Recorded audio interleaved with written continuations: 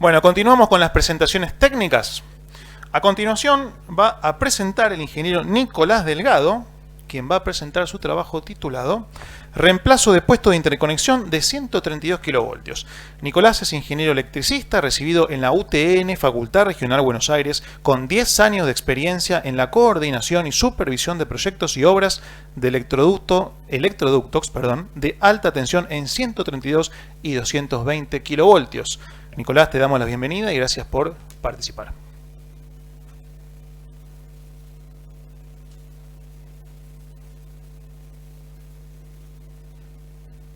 Bueno, gracias Nicolás y gracias al Comité del SIGRE por organizar. Sé que es mucho esfuerzo, así que se agradece. Bueno, esta presentación fue originalmente dada por mi jefe, Ariel Medaglia, en el ERIAC. Así que bueno, acá voy a dar una versión un poquito ampliada. Se titula Reemplazo de puesto de interconexión de 132 kV. Y bueno, para arrancar, vamos a arrancar por el comienzo, a ver qué es un puesto de interconexión o PI. Por ahí muchos ya lo saben, lo tienen claro. Pero es una estructura que hace las veces de transición entre lo que es un cable subterráneo y una línea aérea. En este caso, esta estructura estaba ubicada en la doble terna 663-664, que comienza en la subestación de Talar, en forma de línea aérea, y llega a Edison en cable subterráneo, porque justamente pasa por esta estructura. Tiene dos derivaciones en Boulogne y Bancalari. La línea originalmente de la década del 60 tenía 22 kilómetros, luego con el avance de la urbanización se fue seccionando y se fue soterrando en algunas partes, y hoy cuenta con dos tramos de cable subterráneo, dos cables, el 663 y el 664. El 663 es un cable de 350 OF de cobre, y el 664 es un cable de 400 milímetros también de cobre en XLPE. O sea, son secciones relativamente raras para lo que nosotros al menos tenemos hoy en Edenor, hoy que se intenta siempre estandarizar, y que bueno, fue parte del desafío porque hubo que eventualmente empalmarlo con un cable bastante distinto. Y la presentación, acá vemos un unifilar, pero en general va a ser pura foto, es pura experiencia de obra. Espero que les sirva para las personas que trabajan en campo, y aquellos que no, por ahí les sirve como a modo divulgativo. Acá se ve en la izquierda el plano de cómo estaba originalmente la zona, y a la derecha se ve una foto del lugar. El puesto de interconexión es lo que se ve, esa plataforma grande de hormigón, que lo que se quería en esta obra era retirarlo, sacarlo del lugar, porque en ese lugar, en esa área, se iba a construir una subestación, la subestación Martínez. Entonces había que hacer espacio. Ese terreno era de Edenor y había que liberarlo. Hoy en día es complicado conseguir terrenos bien ubicados, entonces bueno, era importante reutilizarlo. Entonces lo que se planteó es retirar esas dos estructuras y colocar un solo puesto de interconexión al otro lado de la calle, en lo que se ve el pasto, la zona verde, donde está ese poste doble de hormigón. Entonces la situación original es la que se ve ahí en el plano, con la ganancia del cable en azul que llega al terreno y la línea magenta que sigue en línea aérea. La idea era dejar después de la obra como se ve en el plano de la izquierda la zona. El cable verde sería el nuevo cable que se iba a empalmar con el existente. Se dejaría una ganancia en el terraplén de la colectora de la autopista Panamericana. Esto está ubicado en Martínez. Para el que no sé si conocen, el Unicenter, ahí en Edison y Panamericana, está a una cuadra. Se iba a dejar una ganancia de cable sobre el terraplén, que eventualmente se iba a utilizar para cortarlo, rebatirlo e ingresarlo a la subestación que se va a construir en el futuro, que sería la situación de la derecha, ¿no? Esa sería la situación final definitiva. Con esta forma, con esta metodología de trabajo, se iba a lograr ahorrar lo que serían los empalmes, lo cual son bastante costosos. Y lo que voy a empezar a describir un poco a continuación es cómo se fueron haciendo las tareas para lograr esto de la manera lo más efectiva posible, y también cómo se secuenciaron todas las tareas para minimizar los tiempos de corte de la instalación, que es algo muy importante porque generalmente cuando se tiene que sacar fuera de servicio una instalación, la red queda en una situación más desfavorable, más vulnerable, entonces se tienen que minimizar los tiempos de corte. Así que bueno, un poquito para resumir lo que se hizo, esta animación para que se entienda y redondear un poquito la idea, ¿no? Tenemos dos estructuras de hormigón, las cuales se reemplazan por un solo puesto de interconexión y se tiende un cable, que sería lo que está en amarillo, un cable nuevo, que se empalma con el cable existente que llegaba al puesto de interconexión. Acá como se ve, las distintas tecnologías de cable, porque el cable que se iba a instalar era un cable de aluminio de 1200 de sección con aislación en XLPE. Y a futuro quedaría así la situación final, ¿no? Con los cables ingresando a la GIS de la subestación y la subestación interconectada a la red. Entonces, bueno, un poco la pregunta que surge acá es cómo secuenciar estas tareas, todo esto, cómo se puede hacer para hacerlo de la manera lo más efectiva posible y minimizando los tiempos de corte en la instalación. Así que, bueno, primero tenemos que ver qué tareas se pueden adelantar, qué se puede hacer antes de sacar fuera de servicio la instalación. Entonces, bueno, lo primero que se puede hacer es la fundación para el nuevo puesto de interconexión. Tenemos los estudios de suelo, tenemos el tiro que va a tener la línea, tenemos un diseño preliminar del puesto de interconexión con su altura. Entonces se puede dimensionar la fundación, que en este caso tenía 260 por 260 por 4,5 metros de profundidad. En la imagen de la izquierda se ve la gente trabajando. Eso que se ve ahí es una especie de encofrado que se hace para entibar, para que la gente pueda trabajar de forma segura, porque bueno, era una excavación muy profunda y las excavaciones siempre se hacen a mano para evitar dañar instalaciones existentes. Entonces es un trabajo manual y se protege a la gente de esa manera. Y a la derecha se ve la imagen de la fundación ya terminada. Todavía no se retiraron las maderas de lo que sería el nollo, pero bueno, eventualmente se retiran las maderas y queda el nollo listo para recibir a la estructura. Y a la derecha se ve un plano de lo que sería la fundación. Luego tenemos, bueno, el diseño del puesto de interconexión.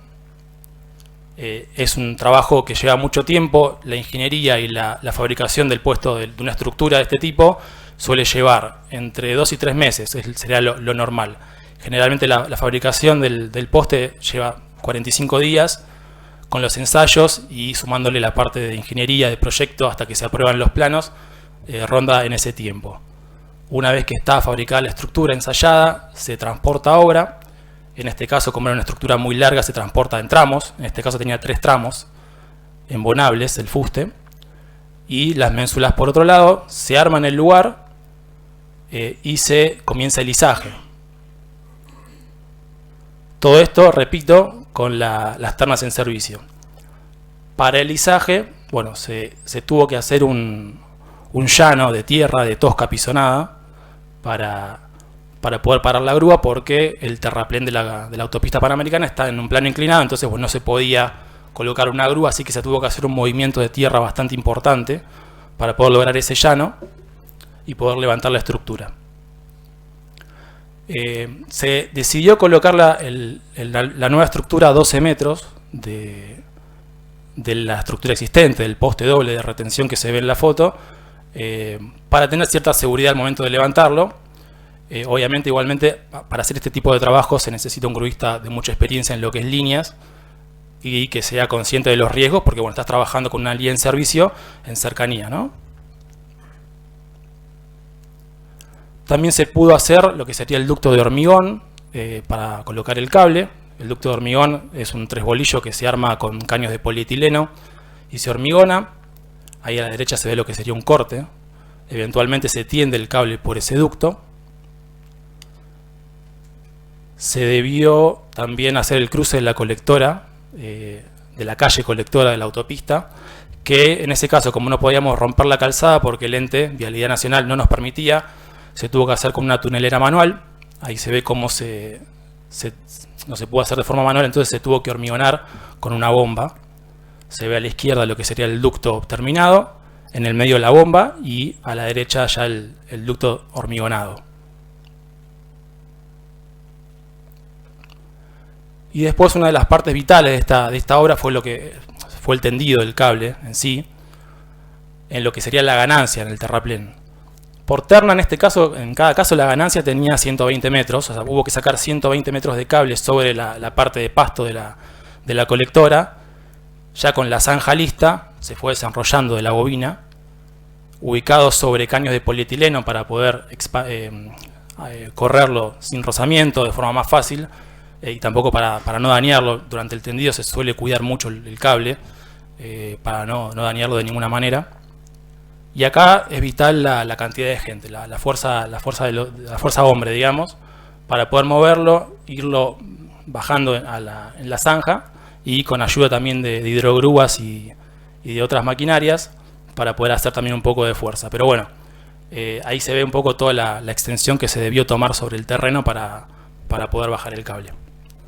Eventualmente, en este caso, como la ganancia se tiene que reutilizar a futuro para poder rebatir el cable e ingresarlo a la subestación, se tapa con arena y una doble capa de losetas de hormigón armado que hace las veces de protección, y que cuando se descubra se retiran y se levanta el cable de la misma manera que se ubicó originalmente. Bueno, tenemos el cable tendido, tapado, y las puntas esperando a montar los terminales que van en la plataforma del puesto de interconexión. La punta, digamos, se arma una carpa para que los montadores de los terminales puedan trabajar de forma segura, sin sufrir las inclemencias del tiempo. Arman una especie de taller ellos ahí adentro, montan los terminales, quedan listos. En este caso se hicieron a nivel, se pueden hacer también sobre la estructura directamente, pero no se ganaba nada y había cierto riesgo también al tener tan cerca la línea, así que bueno, se decidió hacerlo en el piso, en el terreno, y después subirlo. Acá se ve cómo se está subiendo en la foto de la izquierda. Se abulonan a la plataforma y luego se fue encepando el cable para dejarlo en su posición final. También se montaron los descargadores, que ahí se ven en la foto de la derecha a la izquierda. Bueno, acá se ve en la foto de la izquierda el cable ya encepado. Y acá se comienza a hacer la protección del cable de la subida, ya que el cable tiene que quedar inaccesible a partir de los 4,5 metros, 5 metros. Entonces se coloca en el canal de cables que se ve en la foto de la izquierda, se llena de arena, se coloca en la parte frontal unas losetas de hormigón armado y se hace una sobrebase. La sobrebase tiene la función, no cumple una función de estabilidad del poste, sino que es una función meramente de protección mecánica y de inaccesibilidad del cable. Se hace todo un encofrado y se hormigona, y el cable queda totalmente inaccesible hasta los casi 5 metros de altura. Y hasta acá, todas las tareas que nombré hasta el momento son las que se pudieron hacer con el cable en servicio. Ya de acá en adelante hubo que empezar a pensar, a hacer un itinerario de tareas, un cronograma de tareas de todo lo que sea con la instalación fuera de servicio, porque no se podía avanzar. Entonces, bueno, y si bien las tareas que voy a nombrar de acá en adelante las voy a separar en línea y cable, hay que tener en cuenta que se trabaja siempre en forma simultánea. Siempre todo lo que se pueda hacer en simultaneidad de tareas se hace para ganar tiempo. En este caso, todos los trabajos se hicieron en una semana por terna, o sea, son una cantidad importante de trabajos en una semana. Se trabajó fines de semana, todo lo que se podía avanzar se podía. Por suerte nos acompañó el tiempo y se pudo llegar sin problemas. Y bueno, como les decía, primero arrancamos explicando lo que fue el trabajo en línea, pero simultáneamente se estaba trabajando en la parte de cable. Comenzando con lo que fue el desarme del puesto de interconexión, que es bueno, la finalidad de la obra en sí. Lo que se ve a la derecha se fue desarmando por partes. El terreno ahí era amplio, teníamos la posibilidad de tener una grúa a disponibilidad, una grúa relativamente pequeña, por lo cual se fue desarmando de a poco. Se desmontó completamente la línea, el cruce ahí de la colectora, como se ve en la foto de la izquierda. Y una vez que se desarmó el puesto de interconexión y el cruce de línea, se pudo proceder con bajar el poste doble de retención, que ese sí se bajó completo por un tema de rapidez. Se puede también bajar en partes, es algo común, pero siempre que se pueda contar con una grúa de gran porte, lo más rápido y más práctico es hacerlo todo completo, para evitar tener que romper el poste en altura y demás. Acá se ve, bueno, cómo se bajó y lo retiraron. Es una tarea compleja pero relativamente rápida, que se puede hacer en una mañana o en un día, si se baja completo y se es eficiente en el trabajo. Una vez que se retiró el poste doble, se comenzó con el tendido, porque recuerden que en este caso el puesto de interconexión estaba más alejado por lo cual alargaba el vano existente, entonces no se podía reutilizar el conductor. Así que se decidió, y es común también aprovechar cuando se afecta una línea, cambiar todo lo que es los conductores, en este caso entre retenciones, que eran 3 vanos. Esta era una de las retenciones, un puesto de interconexión que es terminal, y el vano número 5 sería la otra retención. En el medio había 2 suspensiones. Acá se ve cómo se hace el tendido, se cambia también todo lo que es morcetería, aprovechando la afectación de la línea. Acá se ve cómo se colocó morcetería nueva. Y así es como, digamos, queda el puesto de interconexión, ya con el cable montado, totalmente fijado, encepado, la línea tensada. Y bueno, del otro lado todavía teníamos el cable tendido con la punta, digamos, esperando a ser empalmado con el cable existente. Y es un poquito lo que voy a empezar a explicar a continuación, cómo fue ese proceder. Bueno, estos son los 3 cables que teníamos en juego, digamos. Los 2 de la izquierda son los existentes. Y el de la derecha fue el que se utilizó para atender ambas puntas. Como se ve, son tecnologías bastante distintas, con conductores distintos, métodos de aislación distinta. Estos dibujos están hechos a escala, obviamente proporcional, ¿no? Uno con el otro, entonces se ve un poco también la diferencia de tamaños que tenían los cables. Esto le sumaba una dificultad adicional porque no había empalmistas en el país capacitados para empalmar estos cables. Entonces, originalmente la empresa que iba a hacer este trabajo decidió traer empalmistas extranjeros que sabían hacerlo, pero bueno, justo vino la pandemia, hubo cierre de fronteras, así que bueno, no se pudo hacer en ese momento, y cuando se empezaron a abrir las fronteras nuevamente, los empalmistas no estaban disponibles porque tenían otros trabajos para hacer, así que se decidió mandar a capacitar, la empresa decidió mandar a capacitar empalmistas argentinos al exterior, y bueno, cuando volvieron pudieron realizar los empalmes. Pero bueno, son todas cosas imponderables que se dan en las obras, que uno no puede prever, pero que suceden. Y acá se ve una foto real de cada cable, ¿no? Cómo es. Bueno, tenemos los cables ya listos para empalmar.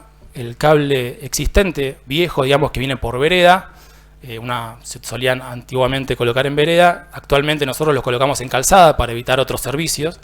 Siempre la calle suele estar más, digamos, más libre. Pero bueno, había que superponerlos para poder realizar los empalmes. Entonces hubo que introducir el cable existente en la fosa de empalmes que se había hecho en calzada. La fosa de empalmes es una excavación que tiene 10 metros de largo por aproximadamente 2,5 metros o 3 metros de ancho. Similar a la carpa que veíamos antes para los terminales, solamente que está bajo tierra. Los empalmistas arman un taller, se los cubre. Ahí se ve, en la foto del medio, se ve la carpa al fondo. En la foto de la derecha se ve cómo el cable existente se descubrió y se levantó para poder introducirlo en la fosa, como se ve en la foto de la izquierda. Eventualmente se ejecutan los empalmes. En la foto de la izquierda se ve el empalme seco, digamos, entre los 2 cables XLPE, el de 1200 de aluminio y el de 400 de cobre. En la foto del medio se ve el proceso, digamos, el empalme OF seco en proceso de ejecución, y a la derecha ya con la carcasa colocada y listo para ser tapado el empalme. Eventualmente esto se tapa con arena hasta el 1,5 metros aproximadamente, se pone una doble capa de losetas, similar a lo que se hace en el ducto de la ganancia, como les mostraba antes, y se restituye la calle.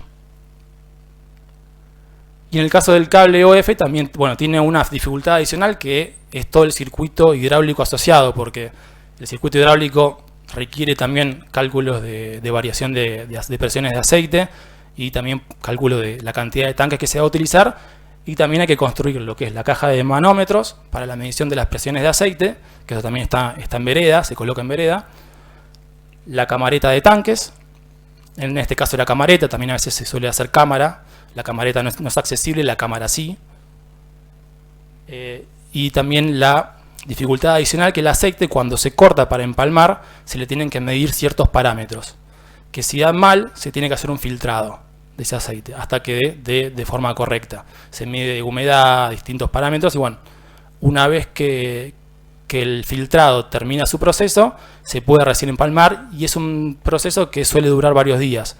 Entonces añade tiempo a lo que es la indisponibilidad de la instalación. Pero bueno, en conclusiones, digamos, como para concluir, se puede decir que todo este trabajo permitió toda la secuenciación de tareas, permitió reducir los tiempos de corte una semana, 2 semanas para el caso del cable UF, simplemente por la tarea de filtrado, ¿no?, que tuvo, y que se pudo, bueno, hacerlo de manera efectiva, ahorrando dinero, al evitar tener que colocar empalmes a futuro. Por ahí en el momento se tuvo que hacer una obra civil un poco mayor, pero bueno, esto a futuro, digamos, va a tener sus réditos. Y para concluir, bueno, vemos aquí alguna foto de lo que era la zona antes de la obra. Así quedó la zona posterior a la obra. Se ve que el terreno quedó totalmente liberado para que comience la subestación. Y así está hoy. Ya la subestación está en proceso de construcción. La obra del electroducto está recién arrancando, por lo cual prevemos que entre mediados y fines del año que viene estaremos ingresando con el cable a la subestación para poder conectar. Y bueno, yo ahí coloqué algunos números de la obra. La realidad es que la obra, esto es a modo informativo, los números, pero desde los números no es tan impactante, porque cualquiera que haga obras de distribución o transmisión no se va a sorprender de la cantidad de estructuras o los kilómetros de cable que se colocaron. Creo que el valor agregado que tuvo esta obra vino justamente desde cómo se pudieron coordinar las tareas para minimizar los tiempos de corte, y de la solución que se le dio al problema original, que era cómo liberar ese terreno para también a futuro poder interconectar la subestación a la red. Así que bueno, con esto finalizo la presentación. Muchas gracias. Bien, muchas gracias, Nico. Excelente presentación. Muchas gracias. ¿Alguna pregunta?